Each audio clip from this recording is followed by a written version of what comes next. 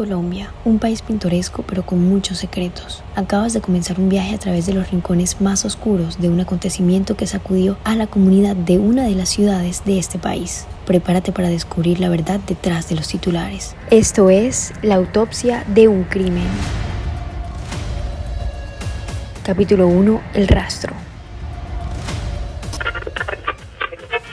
Eso lleva su historia. Eso no fue que de un momento a otro apareció ese fenómeno, sino que eso venía mirando hasta que al fin se descubrió y venía pasando cosas que de pronto no se sabían.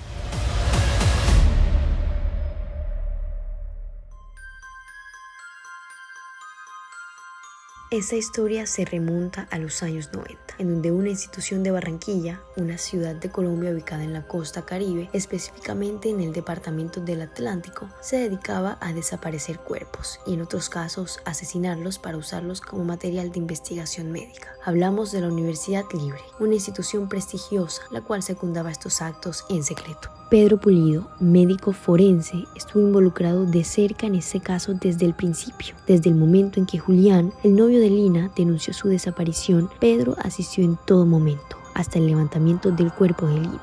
Tras meses de intensas investigaciones, Pedro y su equipo comenzaron a sospechar que algo oscuro estaba ocurriendo dentro de las instalaciones de Unilibre. ¿Qué secretos oscuros se escondían en estos pasillos? Buenas tardes, mi nombre es Pedro José Pulido. Soy en este momento me desempeño como perito forense, soy experto en análisis de huellas con fines de identificación de personas. En el año 1991, Lina y Julián, una pareja de adolescentes, se encontraban en una situación muy compleja. Lina estaba embarazada de su novio, pero ellos no contaban con los recursos suficientes para poder tenerlo.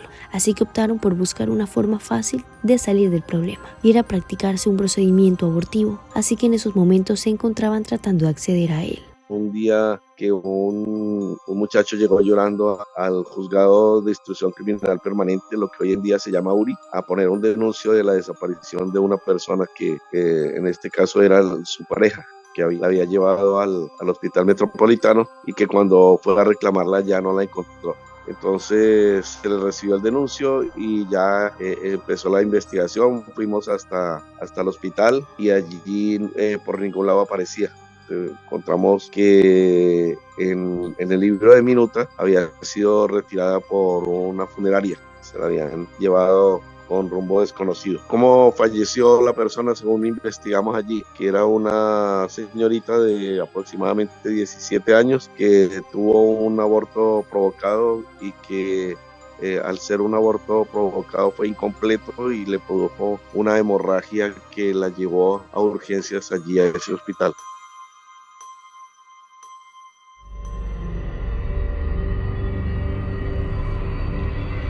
Era hora de pagar. La clínica pidió que cancelaran la cuenta y Julián, al ser de pocos recursos, no contaba con el dinero. Desesperado, les pidió que lo esperaran hasta el día siguiente. Sin embargo, cuando volvió a la clínica le dijeron que no se encontraba ninguna persona con ese nombre. Así empezó la investigación.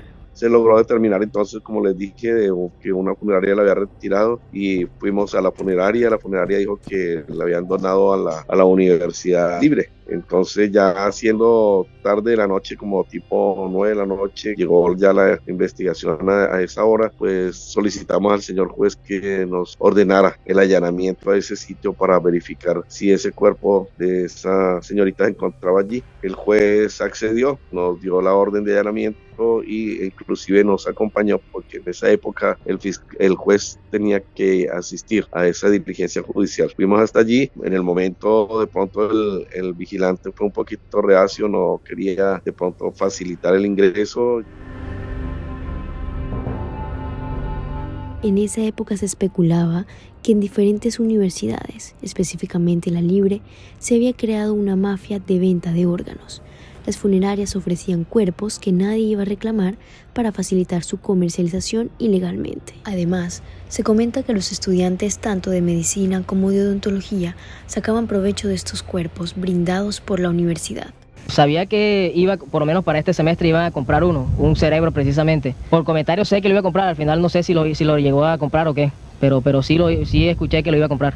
¿Y cuánto le iba a costar? 8.000 pesos. Como se llamaban en esa época, cada vez que eran NNs que nadie reclamaba, entonces procedían a ese tipo de comercio. Eso también generó problemas, digamos, para los organismos de policía judicial, que eran quienes practicábamos levantamientos, porque muchas veces en el arroyo de Barrebolo aparecía una pierna, aparecía una cabeza, un brazo, y entonces pues se creía que eran cuerpos de personas que habían de pronto desmembrado y que las habían tirado al arroyo, pero cuando íbamos a hacer el análisis, pues se veía que eran cuerpos que habían estado formalizados y que de pronto ya al no poder tenerlos en su poder, en su casa, pues procedían a fácilmente deshacerse de él por este medio, de haberlos botado en cualquier paraje desolado o en algún arroyo. Esas partes de cuerpo pues nunca fueron cuestionadas. Se creía que pronto era algo normal que se podía hacer aquí. Inclusive los estudiantes de odontología también, si requerían de todas las piezas dentales de una persona adulta, pues podían ir de pronto también al Calancala y pedir que le vendieran por alguna cantidad todos los dientes para poder mirar la diferencia entre cada una de las piezas dentales que puede tener una persona ya adulta y poder también hacer su trabajo investigativo. En ese momento, se decía que por cada cuerpo entregado a la universidad, se le entregaría a la persona implicada de 150 a 200.000 pesos en efectivo, una cantidad significativa si se compara al salario mínimo de esa época. Estos cadáveres lo pagaban a 50.000 pesos. Yo estuve muy cerca del señor Zabalza y estos cadáveres decía que tengo que pagar el cadáver porque vale 50.000 pesos.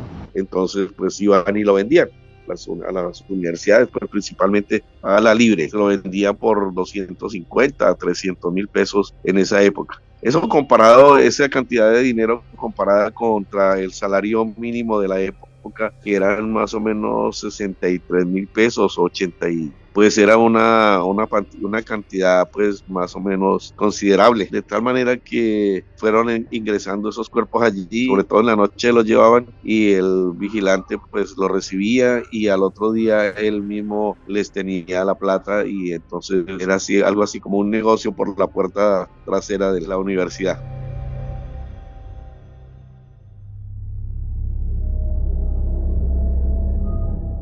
En esos años, se decía que la persona implicada en todos estos pagos de los cuerpos y en conseguirlos era Santander Zabalza, el encargado del anfiteatro de la universidad. Este personaje le tenía un apodo muy despectivo a los cuerpos, los llamaba fiambre, haciendo referencia a la palabra chirrete o carnada fácil. Le decía al decano, doctor, ahí le trajeron otro fiambre, ¿qué cuánto? Que 2.80 porque está bueno, ese fiambre está fresquito. Te le dejaban la plata y él, pues claro, imagínense, de ganarse el mínimo de la época a llevarse 280.000 para el pueblo en Sabana Larga. Zabalza estuvo vinculado de primera mano con el recibimiento del cuerpo de Lina. Por algún motivo, él tenía acceso a la morgue de la universidad y se le fue delegada la función de asignar, almacenar y conservar los cadáveres que llegaban. Cuando a Pedro y su equipo se le permitió la entrada, toda una serie de secretos fueron revelados. No, él se sentía, se veía pues de forma natural, de forma tranquila, porque de pronto se sentía respaldado por la universidad, ¿no? Dice, no, yo apenas estoy haciendo un trabajo, yo no sé, yo cumplo con lo que me decían y ya. La universidad, pues al contrario, no, nosotros no sabíamos que eso estaba pasando, eso fue a nuestras espaldas.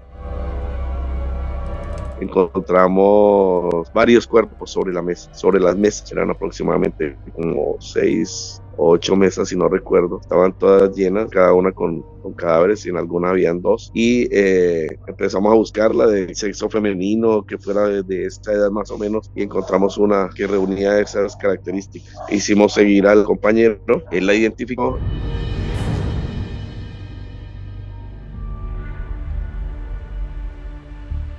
Para la conservación de cuerpos se utilizaba una mezcla de formol con agua llamada formaldehído. Esta sustancia se aplicaba sobre los cuerpos y luego se colocaban los cadáveres en una especie de piscina llena de esta solución. El uso del formaldehído complicó significativamente la identificación dactilar, dificultando el reconocimiento de los cadáveres. La conservación en estas condiciones alteraba las huellas dactilares, lo que representaba un gran desafío para los investigadores.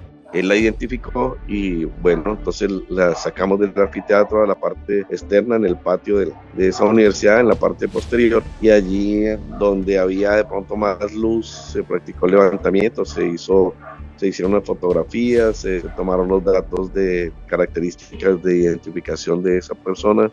En ese momento, el único interés de la familia de Lina era encontrar su cuerpo, por lo que su caso no trascendió después de encontrarla. Lamentablemente, nunca logró tener justicia ni darle un cierre certero a su caso. La universidad siguió operando como si nada y siguieron cometiendo dichos delitos. No nos pararon bolas. Al poco tiempo, eso fue en el 91, al 92 fue cuando estalló la bomba del pelado que le han dado su garrotazo y que logró escaparse por una ventana.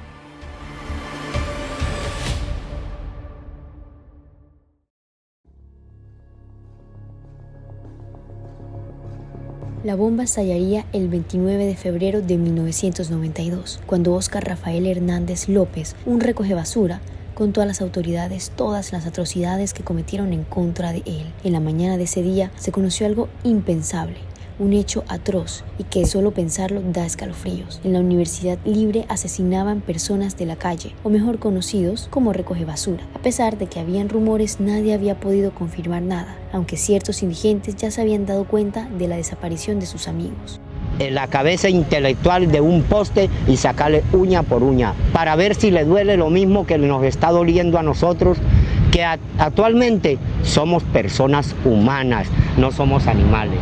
No todos fueron muertos a garrote, porque eran algunos que de pronto habían sido ultimados a tiros en algún sitio y los llevaban allá, los llevaba a la funeraria, pero no necesariamente que de pronto hayan muerto en hechos allí en la universidad, sino simplemente porque existió un comercio en el cual llevó finalmente a que este vigilante aprovechara esa circunstancia para poder realizar lo que hizo.